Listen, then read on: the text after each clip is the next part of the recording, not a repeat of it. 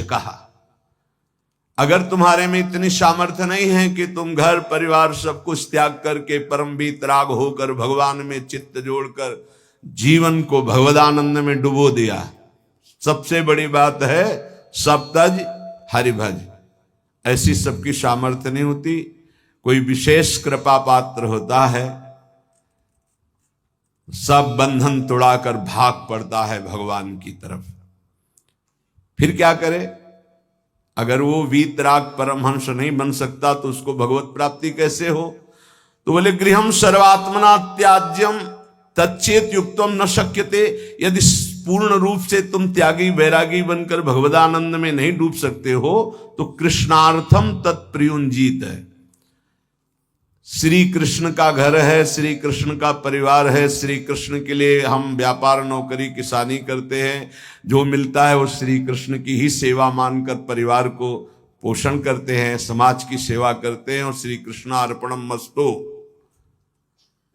सारे कार्य श्री कृष्ण को, सारा वस्तु सब सामग्री श्री कृष्ण की, तो तुदीयम वस्तु गोविंदम तुभ्यमेव समर्पय, तो वही गति प्राप्त हो जाएगी जो एक वीतराग परमहंस सन्यासी को होती।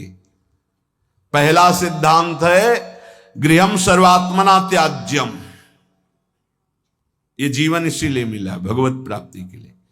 पर तच्चेत युक्तम न शक्यते, यदि तुम्हारी ऐसी सामर्थ्य नहीं है तो तदर्पिता अखिलाचारिता तद्विस्मरणेन परम व्याकुलतेज, सारे आचरण भगवान के लिए करो, परम पवित्र भगवान की आज्ञा का पालन करते हुए धर्मयुक्त आचरण करो, घर को भगवान का समझो, घर वालों को सबको भगवान का निज स्वरूप देखने की चेष्टा करो, समस्त संपत्ति आचरण व्यवहार सब कृष्णार्पणम कर दो, रात दिन भजन करते हुए अपने कर्तव्य का पालन करो, वही फल प्राप्त होगा।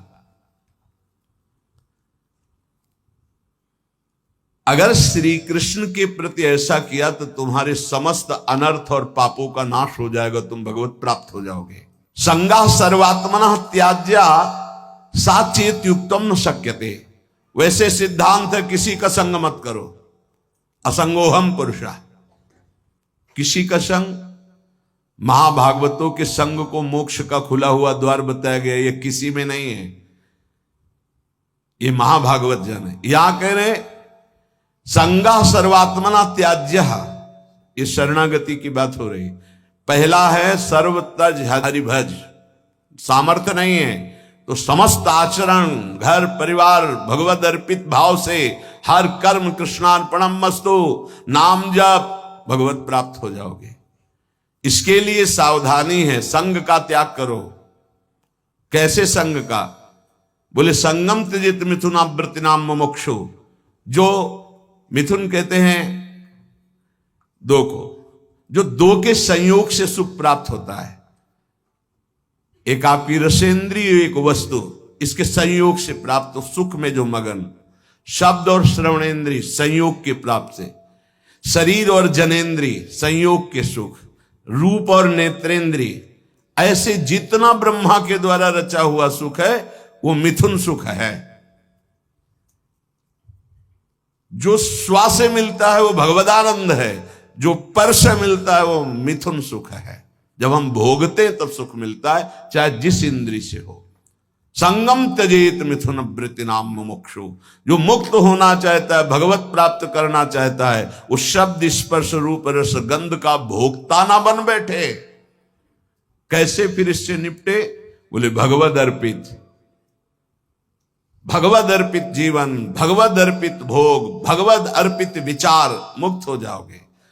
संगा सर्वात्मना त्याज्य, पूर्ण रूप से संग का त्याग कर दे, न विषय संग न विषयी पुरुष का संग, एकमात्र महाभागवतों का संग, भगवत प्रेमियों का संग फिर बड़ा दुर्लभ है।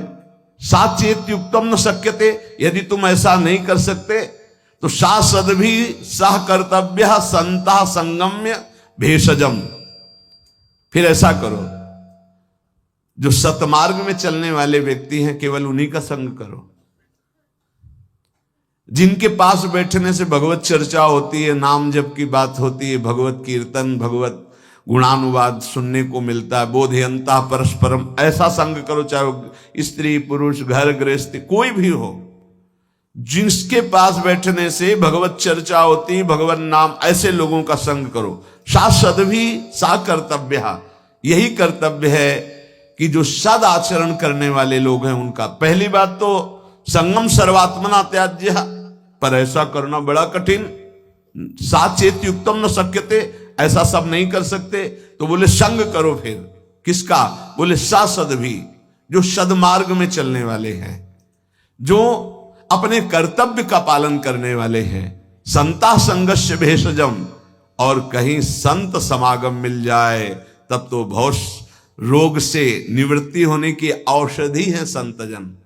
संत समागम मिला मानो संस्कृति के चक्र का अंत हो गया। बड़े भाग पाई सतसंगा, विनय प्रयास होई भवभंगा। भार्यादिरनुकूलश्चेत् कारयेत् भगवत् क्रियाः, उदासीने स्वयं कुर्यात् प्रतिकूले गृहं त्यजेत्, तत्यागे दूषणं नास्ति यतो विष्णु परांगमुखः। यदि आप गृहस्थी में फंस चुके हैं, अब आपको भगवत प्राप्ति कैसे हो, तो कह रहे हैं स्त्री आदि परिवार जो भी है सबको भगवत परायण होने की शिक्षा दी जाए। सब नाम जप करो। हमसे अगर तुम अपनापन रखते हो तो 10 मिनट ही सही, पर तुम नाम जप करो। भगवत प्राप्ति के लिए कैसे घर का माहौल होना चाहिए ये बता रहे हैं। भार्यादि अनुकूलस, पत्नी को अनुकूल बनाओ। अनुकूल बनाने का मतलब उसको शासन के द्वारा अनुकूल नहीं बनाया जाता किसी को, प्रेम के द्वारा अनुकूल। प्रेम की भाषा बिना पढ़े लिखे लोग भी जानते हैं, पशु भी जानता है। छोटा बच्चा है, दुलार करो प्रेम से, ऐसे पुचकारो, किलकारियां मानने लगेगा। अभी उसको कोई ज्ञान नहीं, लेकिन प्रेम की भाषा वो भी जानता है। फिर वो तो अर्धांगिनी पत्नी है। लोगों के हृदय में पता नहीं क्या धारणा बैठ गई है, पुरुष रूप में हो गए तो अपने को पता नहीं ब्रह्म मानते क्या मानते हैं, कि लड़की वाला ब्याह करने आ रहा है, तुमको अपनी बेटी तुम्हारे घर में भेज रहा है, तुम्हारे जीवन भर के लिए तुम्हारा साथी चुन रहा है, तो लड़की वाले की तरफ ऐसी भावना की जाती मानो कोई पाप करके आया हो, कि आज मेरी पुत्री सुंदर है, पढ़े लिखे है, पर हमारे पास धन नहीं, तो जहां जाता हूं अपमान होता है। नहीं, इतने में तो नहीं होगा ब्याह। तुम्हारा केवल लड़का है इसलिए तुम इतने गर्व में हो? क्या है तुम्हारे लड़के में कौन सी खास सी बात है? केवल लिंग परिवर्तन है तो स्त्रीलिंग में, वो पुरुष लिंग में, वो उसकी संतान है, वो तुम्हारे सामने झुक के दे रहा है। जो वो भेंट दे दे अपनी पुत्री को भाव से, वो बात अलग। तो वो अपने को गर्व मानते कि लड़का हो गया तो इतना दहेज लेंगे, और पर्चा ऐसे बनाते जैसे दुकान वाला व्यापारी पर्चा बनाता है, इतना इतना इतना, अब ले लो। तो ऐसे दूल्हे का हाथ पकड़ करके लड़की वाले को घर ले जाना चाहिए कि राधे श्याम, क्योंकि हमने पैसा दिया है। कैसा विचार समाज का है। तुम अपनी कमाई से सुखी नहीं होना चाहते हो, अपनी पुत्री दे रहा है, कुछ ना कुछ भाव से अपनी पुत्री को दे रहा है। तुम्हारा क्या भाव है? लड़के पक्ष वाले ऐसे गर्व में होते मानो त्रिलोक विजयी हो गए हों, लड़का हो गया तो। इसीलिए हमारे समाज की धारणाएं पापों को बढ़ावा दे रहे हैं। पुत्री हुई तो उसको किस भाव से देखा जाता है, किस भाव से? अगर लड़की न हो तो पैदे कहां से हो? विचार कीजिए।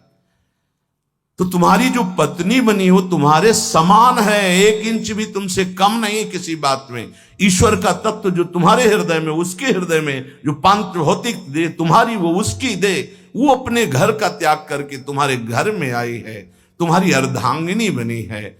तो चाहिए कि तुम्हें प्यार के द्वारा अनुकूल, भार्यादि अनुकूलस चेत कारेत भगवत क्रिया। प्रेम में बड़ी सामर्थ्य है। किसका परिवर्तन प्रेम से नहीं हो सकता है?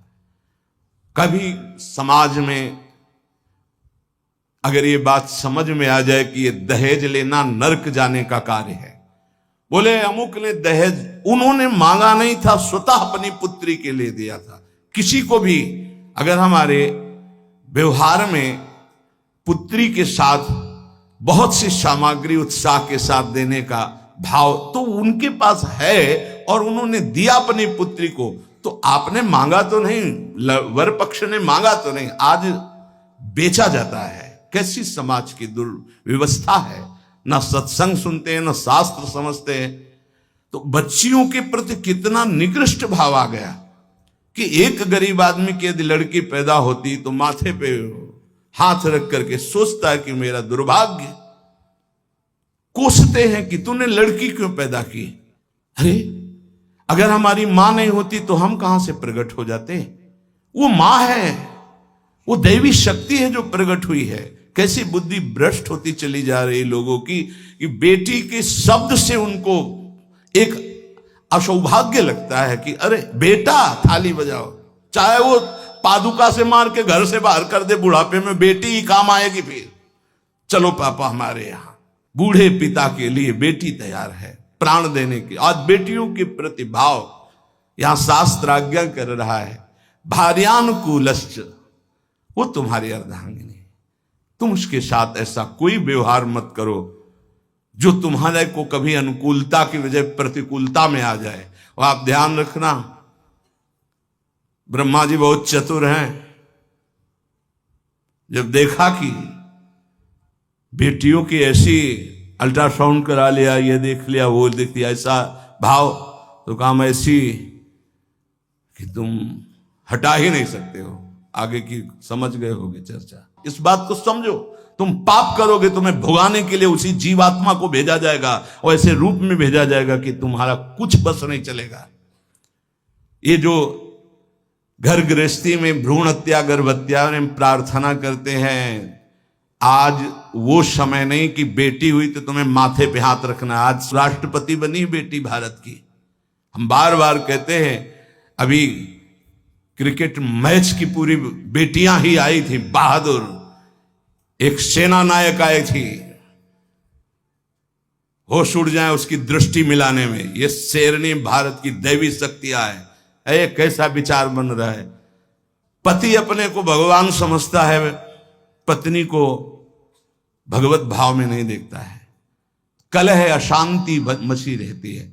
अब अगर आप कह रहे हैं कि हमारी पत्नी ही ऐसी है, तो आज तुम बहुत सीधे साधे दिखाई दे रहे हो। तुम्हारे कर्म ऐसे थे कि उस देवी के रूप में आए, हर प्रतिकूलता तेरे सामने। अब अगर आप अनुकूल चलना नहीं सीखोगे तो भगवान का विधान ऐसा है कि तुम्हें हर कदम पर दुख प्रदान करेगा। समान भाव, इसलिए भगवान शिव ने दिखाया कि आधा शिव तो आधा शक्ति, यही स्वरूप, सब शिव स्वरूप हैं, सब भगवत स्वरूप है। यही होना चाहिए। अर्धांग पे विराजमान अंबा, और इधर भगवान शिव, इधर अंबा का स्वरूप वही है, दूसरा कोई नहीं है। भगवान ही पत्नी के रूप में है।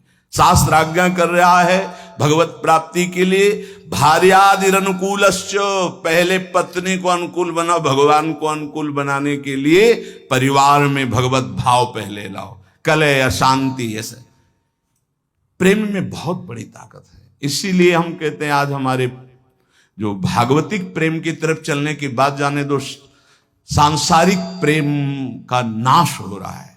ये जो चला है ना आजकल, बच्चा बच्ची का इधर उधर का भाव, ये सब, ये प्रेम का, प्यार का नाश कर रहा है। जो समर्पण होना चाहिए वो बिल्कुल बहुत सावधान, दोनों पक्ष को सावधान होने की जरूरत है। भगवत प्राप्ति गृहस्थी में कैसे करनी है तो बता रहे हैं कि भार्यादि अनुकूलश्चेत कारेत भगवत क्रिया, दोनों मिलकर के भगवत क्रिया करो। पति पत्नी मिलकर धर्म अनुष्ठान करते हुए, घर गृहस्थी के कार्य भगवत समर्पित करते हुए, दोनों नाम जप करते हुए। देखो अभी ये जो आप गर्भ हत्या, भ्रूण हत्या, गर्भपात करते हैं, आपका नाश कर देगा, आपको पता नहीं। ऐसी जगह आपको पीटेगा कि आप न बता पाओगे न रो पाओगे। हमारी प्रार्थना मान लेना, ये जो गर्भस्थ शिशुओं के साथ अत्याचार होता है, इसका परिणाम बहुत बुरा होता है। महान तेजस्वी अस्वस्थामा ब्रह्म ऋषि, गर्भस्थ शिशु परीक्षित पर प्रहार किया तो ब्रह्म तेजहीन करके मुंडन करवा कर आज भी वो त्राहिमाम बोलता हुआ जहां भी होगा अस्वस्थामा, आज भी वो परेशान घूम रहा, केवल गर्भस्थ शिशु परीक्षित पर ब्रह्म अस्त्र का प्रयोग करने के कारण। और आप तो प्रयोग क्या, आप तो मार देते हो, आप नष्ट कर देते हो। सत्संग में आए हो इसलिए सबसे प्रार्थना है, अगर गर्भ हत्या किए तो उसका प्रायश्चित कर लो, और भूल से भी आगे कभी ऐसा मत करना, संयम से रहो। ऐसा कोई कार्य मत करो जिसमें पापाचरण हो जाए और भगवत प्राप्ति के लिए तुम्हारा उत्साह ही कभी न बने, ऐसे पाप बन जाए। भार्यादि अनुकूलश्च, ये हम इसलिए कि कई घटनाएं देखे। हम निमुआ घाट कानपुर में गंगा के किनारे, प्राय जहां एकांतिक घाट होते थे तो वहां व्यवस्थाएं जैसे जो है आश्रम है, तो एक भिक्षा मिल गई, दूर कुटिया कई बनी हुई संतों की खाली है, तो कुछ वर्ष वहां रह जाते थे, वहां रुके। तो आसपास के बड़े जो वैष्णव प्रवृत्ति के थे, भक्त प्रवृत्ति के थे, वो प्राय संतों का संग करने आया करते थे। उसमें एक बहुत ही धनी मानी ब्राह्मण आते थे। एक दिन वो अपनी बेटी को लेके आए, तो ऐसे जली हुई पूरी आधी थी, आधा बहुत सुंदर स्वरूप था, आधा सब जला हुआ। तो उसकी आकृति देखकर कहा ऐसा कैसे हो गया? तो उन्होंने कहा कि ये जितनी इधर सुंदर है ऐसे पूरी सुंदर थी। खूब हमारे पास धन था उस समय, बताया शायद है कि 30-35 वर्ष पहले ब्याह किया था, रुपया देके खूब। पर वो लोग ऐसे लालची निकले कि एक बार ब्याह के बाद जब दोबारा हमारी बेटी गई तो उन्होंने दहेज के लिए सूचना भेजी। उस समय मोबाइल तो था नहीं। फिर हम गए, जो कुछ बना फिर दिया, पर उन्होंने, उन राक्षसों ने बख्शा नहीं। हमारी बेटी को चारपाई में बांधा, मिट्टी का तेल छिड़का और आग लगा दी। अर्थ के लोभ से आग लगाई तो भगवान की ऐसी कृपा, जहां गांठ थी वहीं से आग प्रारंभ हुई, जो रस्सी की गांठ थी। अब जलने वाला चेष्टा फौरन खुल गई, तो जीना के पास ही चारपाई में जीना में चढ़ गई, चढ़ के बगल वाले घर में ऐसे छप्पर में कूद गई और नीचे गई तो वो उनके बड़े भाई का था, जिस भाई का लड़का ब्याह हुआ था उसके बड़े भाई, उनके पास राइफल था। उन्होंने जे ही देखा तो तत्काल कंबल से सुरक्षा की और राइफल निकाली, बाहर निकले और कहा राक्षसों हम तुम्हें बताएंगे, और उसकी सुरक्षा करके पुलिस तक पहुंचाई। बोले तब ये जिंदा हमें वापस हुई, मुकदमा चल रहा है। अब वो ऐसे पूरी जली हुई, क्या उसका अभिशाप उनको सुखी कभी होने दे, आगे चलकर किस योनियों में जाएंगे क्या पता। ये भावनाएं हटा देनी चाहिए, तुम्हारी दासी है ऐसी भावना नहीं रखें। हाँ, पत्नी को भाव रखना चाहिए कि मेरे प्राणनाथ भगवत स्वरूप हैं, मेरे पति हैं, तो ऐसे ही पत्नी के प्रति भी भाव रखा जाता है। ये मेरी अर्धांगिनी है, मेरी प्राण प्रिया है, इसका सर्वस्व अधिकार है हमारी संपत्ति पर, हमारे ऊपर। हम अगर कोई भी कार्य करेंगे तो इससे सलाह लेकर करेंगे, दोनों मिल करके। भार्यादि अनुकूलश्चेत् कारयेत् भगवत क्रिया, दोनों मिलकर कोई धर्मानुष्ठान करें। अकेले का गृहस्थी का विषय है, अकेले तुम बोले हम जा रहे हैं मुक्ति, नहीं, पहले अनुमति लीजिए।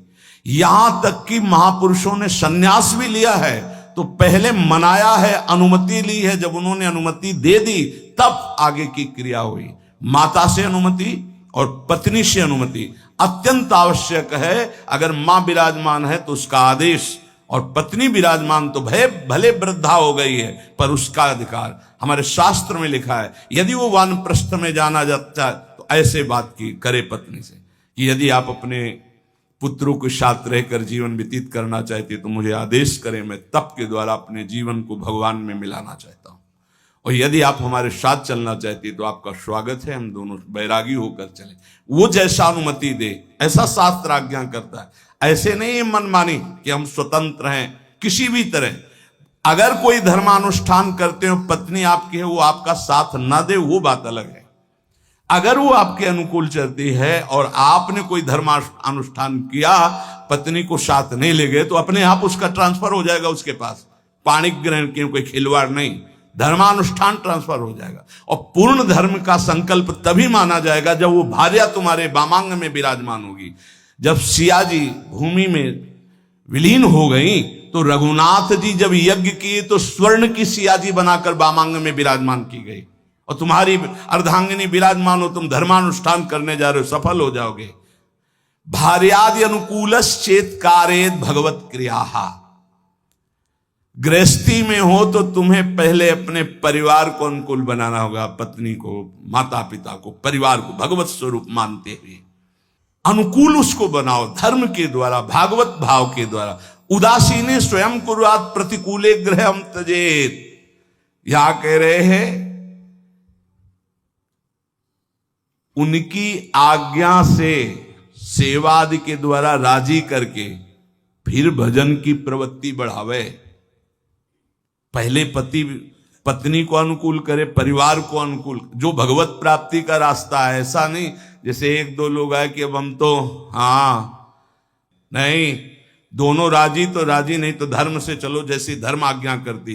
पाणिक ग्रहण के समय ये श्रुतियां, ये शास्त्र जो साक्षी बनाए गए थे वो पति पत्नी के भाव से बनाए गए थे। वो तुम्हारी इच्छा नहीं, लेकिन उसकी भावना की पूर्ति के लिए आपको गृहस्थ धर्म स्वीकार करना चाहिए।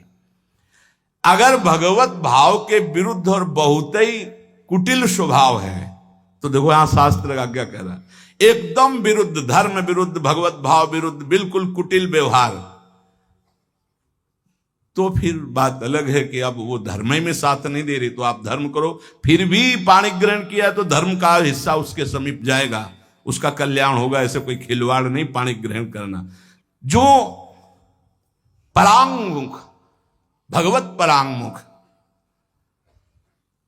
भगवत विमुख है, वो कोई भी हो, फिर तो जाके प्रिय, ये सिद्धांत तब लागू, जाके प्रिय न राम वैदेही तजिए ताहि कोटि वैरीशम जद्यप परम शनेहि। अनुकूलस्य संकल्पाः प्रतिकूल विसर्जनम रक्षस्यतीति विश्वासो भरतत्वे वर्णे यथा आत्मनैवेद्य कार्पण्ये षड्विधा शरणागते है। अब शरणागति का स्वरूप समझिए। प्रभु के अनुकूल सदैव चलना, इस शरणागति का संकल्प कर लेना चाहिए। जो गीता में, भागवत में, जो गुरुजनों ने, संतों ने आदेश किया है वो प्रभु के अनुकूल है। श्री कृष्ण अनुकूलेन प्रतिकूलस्य विसर्जनम, भगवान के, गुरु के, संतों के वाक्यों के प्रतिकूल कभी न चलना। अनुकूलस्य संकल्पाः, ये जीवन भर के लिए संकल्प लिया जाए अपने लोग मिलकर कि प्राण चाहे चले जाएं, धर्म के विरुद्ध आचरण नहीं करेंगे। प्रतिकूलस्य विसर्जनम, प्रतिकूल आचरण कभी हम प्रभु के नहीं करेंगे, प्रतिकूल आचरण नहीं करेंगे। भूल न दें कुमारग पाऊं, और रक्षिस्तीति विश्वासो, मेरे भगवान मेरी रक्षा करेंगे, पक्का विश्वास बना लो। शरणागति की तरफ कदम बढ़ाने के लिए ये पक्का विश्वास बना लो, भगवान मेरी रक्षा। कई जगह ऐसी देखा है। एक जगह हम फूल चयन कर रहे थे प्रभु के लिए। अब चित्त वृत्ति प्रियाजू में फूलों को देख, ये फूल ऐसा, और कदम आगे बढ़ रहे थे और वो वाकूफ था।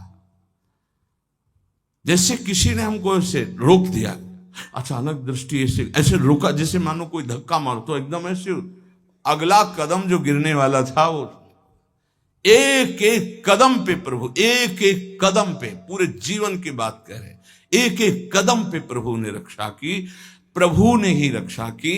तो रक्षिस्तीति विश्वासो, दृढ़ विश्वास करो, जिनकी तुम शरण में हो तुम्हारे को हर समय देख रहे, तुम्हारी रक्षा करेंगे। कभी अगर ऐसी घटना दिखाई दे कि भगवान ने भक्त की रक्षा नहीं की, तो पहली बात है कि बाहरी आडंबर है, भक्ति में विश्वास निष्ठा नहीं है। पहली बात मान लीजिए। बाहर से कभी कभी इतना लुभावना स्वरूप होता है कि हनुमान जी जैसे परम ज्ञानी भी लुभायमान हो जाते हैं। जिस समय वो राम राम का कीर्तन कर रहा था, संत भेष था, पर्णकुटी थी, सरोवर था, बिल्कुल फिट, ऐसा लग रहा था जन्म जन्मांतरों से ऋषि ही है, वो है कालनेमी राक्षस था ना। हनुमान जी जैसे परम ज्ञानी प्रभावित हुए कि नहीं हुए? जाके प्रणाम किया, बोले मैं बैठे बैठे देख रहा हूं अब रावण का पार्षद, उसको पता है युद्ध हो रहा है, बोले राम रावण युद्ध हो रहा है। महाराज आप, मुझे पता है आप संजीवनी बूटी लेने जा रहे हैं। अरे महाराज आप तो त्रिकालज्ञ हैं। बोले हाँ, तुमको भी त्रिकालज्ञ बना सकता हूं। महाराज आदेश करो। वो नहा के आओ, गुरु मंत्र दे रहे हैं। बिल्कुल भोले भगत की तरह हनुमान जी महाराज है। स्नान करने गए तो रघुनाथ जी ने प्रेरणा करी मकरी को, जब पकड़ा हनुमान जी को, हनुमान जी ने मुष्टिका का प्रहार किया तो वो देवी की रूप, अप्सरा के रूप में प्रकट हुई और कहा ये राक्षस है, भगत नहीं है। अच्छा, बोले कालनेमी राक्षस है, केवल आपको भगवान की सेवा से विमुख करना चाहता है, क्योंकि ये किसी भी तरह रात व्यतीत हो जाए ऐसा। बोले ऐसी सोच को तो हम तत्काल नष्ट करते हैं। हनुमान जी के बोले आओ गुरु मंत्र ले। बोले नहीं, पहले गुरु दक्षिणा ले आप। पूछ में लपेटा, गुरु दक्षिणा दी, जय श्री राम। देर नहीं लगी, पहुंच गए द्रोणागिरी पर्वत। तो कभी कभी ऐसा होता है कि हम जैसे देख रहे हैं तो वैसा नहीं होता। दूसरी बात, कभी कभी ऐसा होता है कि किसी भगवत प्राप्त महात्मा के ऊपर भी ऐसी घटनाएं देखी गई, उनका अंतिम निर्णय ऐसा ही भगवान ने पहले से निश्चय कर रखा है।